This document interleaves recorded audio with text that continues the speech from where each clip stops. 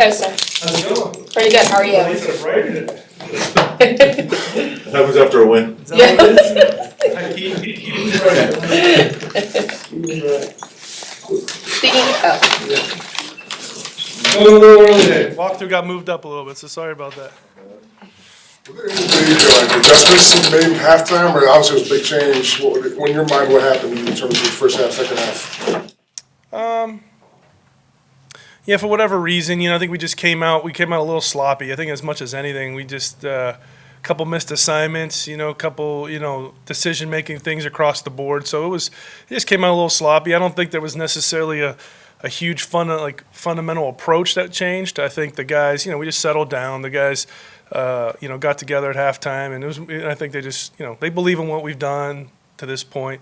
They believe in where we're going, and it finally just got a chance to just show light to that. So I think we felt like in game one we left a lot on the table. I think in the first half we felt like we had a lot of just self-inflicted wounds, and then we came out in the second half and just executed much better.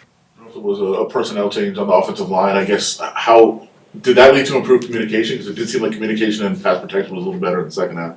Yeah, I mean, I think you hit it on the sense of the communication. I think you have a guy that's been in the deal for 3 years now, and so he came in and he can kind of control that a little bit more. And I think he did a great job with it. I think that's all it was. But improve that communication. Sorry.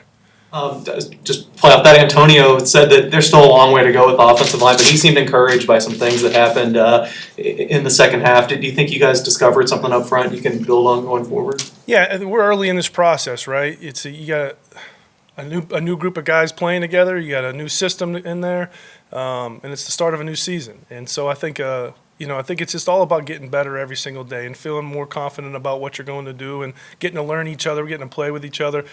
Colton missing all that time. He hasn't got to go next to, a left guard and have that communication stuff, and that's huge, or a tight end.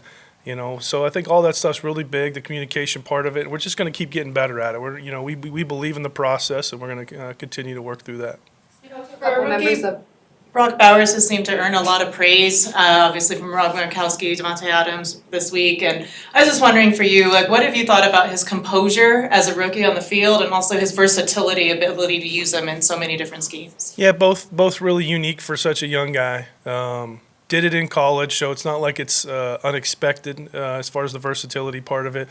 But the capability to dial in and the detail of everything and feel really comfortable within the scheme is pretty cool for a young guy. And then the guy's a football player, so football comes natural to him, and he's got great instincts. And, I think it's just, going to just continue to get better for him in the sense that once he gets a feel for the game, his opponents and who he's playing against, I think all that stuff's just going to continue to get better. But it's pretty cool for a young guy to kind of hit this stride so quickly. Coach, speaking to a couple members from your O-line yesterday, they said that Baltimore was very, very loud, and that kind of played a little bit into the lack of communication or the miscommunication they had there in the first quarter. How much are you leaning towards your fans this week, being a home opener, to make that same chaos? Yeah, I mean, that's the coolest part about the NFL. You get into these really cool environments, and we feel it when we're on the road sometimes. When the Raiders fans, they've been killing it. These road trips, we feel those moments, and you can just, those just help, right? As much as you can get the defensive line the opportunity to get off the rock before the offensive line, that's really the game. When you talk about winning a line of scrimmage, that noise alone can be a factor as far as who wins that line of scrimmage in a run play or a pass protection play. Antonio Pierce, he was talking about the run game. He said sometimes less is more in terms of run concepts. Have you guys considered doing that at all this week in terms of maybe paring down what you're doing in the run game? No, I think as much as anything, and I think what he's alluding to is we just got to dial into responsibility and make sure guys feel really good about what's in front of them and making sure we're on the same page. And I think, we're not going to use noise as an excuse because that's part of our game, and we got to play in crazy environments, and so we got to make sure that we're down in the same page. And I think as much as anything, I think the simplification of making sure that we're all on the same page. As far as where's the answer is in simplifying, making sure we're fundamentally sound and that we're on the same page. Over the past couple of days, absolutely that moment where Max Trice was talking to Gardner on the sidelines kind of gotten a little bit viral. What can you say you said to Gardner that also helped in terms of helping him calm down in the second half? And can you just talk about how he responded in the win? Yeah, I think my approach, honestly, whether I was coaching in college or whether I was coaching at this level, I think I reflect a lot on as myself as a player. Like, I know it's the high school and college is different. I'm not trying to put that, but I just reflect on the sense of the consistent approach and the focused approach, and not kind of being a high and low guy. You know what I mean? When things are going great, freaking, let's just pat everybody on the back, or when everything's going well, let's bury people. I think it's a consistent approach. I think it's a process. I think that's kind of my coaching style philosophy, and I think that, for a quarterback position, that's probably, it helps a lot. And Gardner's that kind of guy. He's been through it, done it. He's lived the high and lows and stuff, and he's just always kind of come out of it, the right way. And I think it's a credit to him as much as anything, just being grounded, being tough-minded, to be able to come, whatever, whether it's a game, whether it's a half, whether it's a quarter, like, things happen. We say it all the time in our room. The NFL's a roller coaster. And you can't go get crazy with the highs, and you can't, dwell on the lows. And so I think that's just a testament to him, as a player and a person. When we talk about the run game struggling, at the end of the game-winning drive, everybody knew you had to run, everybody knew you were going to run, and you actually were able to run the ball. I guess, what did you see there? How proud were you of that, at least, if, you got a little bit going? And I guess, did you see something there that you could build going forward? Yeah, I mean, like, it's like anything. I think there was the second play of the game, and we threw a wide route to Zamir, and the guy made the play, right? We start off the second half, he gets a wide route, what happened? He made the guy miss, and we turned almost an explosive play. And so I think it's as much as it can be as simple as that. Guys getting comfortable with what we're doing, believing in something, and just getting better every day at it. And we got to do a better job from the coach's perspective, and giving them the tools to go get the job done. But and at the same time, these guys have accepted the challenge to go get it done, whether it's a run play or a pass play. And I think at the end of the game, you had a really cool example of guys being on the same page, knowing what to do, knowing what to expect, and they went and executed at a high level. And to Zamir's credit, he was running. He put the pads down, and he was running hard.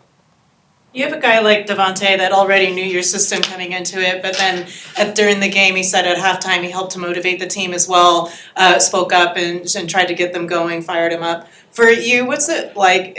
How invaluable is it basically to have somebody not that just knows the system, but that can also be a motivator to this team when it's struggling? Yeah, you've heard the cliche, or the player-led teams are way better than coach-led teams, and when you're on the battlefield and like these guys are together, and one of your guys steps up who has to go do it, and he's there doing it, I think that always will speak volumes over any coach speech. I think it is invaluable, to your point. I think it's being able to have those moments and being able to be there for your teammates whenever things are good and bad, I think is a critical characteristic of a good teammate. And I think Devonta has displayed that since my time back here and my time with him back in Green Bay. I guess there's a chance that Jackson Powers-Johnson could play Sunday. What does he bring to the table? What can he add to this offense? Yeah, no, I'm excited for him. He's had a rough go, kind of just getting these things kind of getting in the way, and so we're excited to get him on the grass. I think to his credit, to not have much experience or time or on task, the knowledge that he has and of what we're doing, what we're asking him to do, it's pretty cool to see a young guy again, another high football IQ guy. So I think do we know exactly what we're going to get? No, but we're excited for him and for his growth. So we'll be excited to see when that opportunity comes, how he handles it all. I guess one of the positives you can take from the first two games is how clean you guys have been in terms of penalties. What has gone into that, and I guess how important is that for your offense to stay penalty free? Yeah, I mean, that's you talk about turnovers and you talk about penalty free, and those are two ways you don't beat yourself. And I think one game we turned it over and we beat ourselves, and the other game we took care of both, and we were able to keep in the game, right? When your defense makes critical stops and then you go execute on it, I think that's all plays in together. And I think those two things give you a chance to go stay in games. That's like if you look across the league, most games are always close, right? And then you got to go win it in the end. Win the end of the half, win the end of the game, and we believe in that too. And so when you have good defense and when you have a efficient offense, which we're doing a really good job, high completion percentage and getting those explosives that we need to go get, I think that all this plays in together. And then happened in the Chargers game, right? We ripped off 2 runs, and one was a turnover and one was a penalty, and they were critical for that game. Thanks, Coach. Thank you, guys. Coach.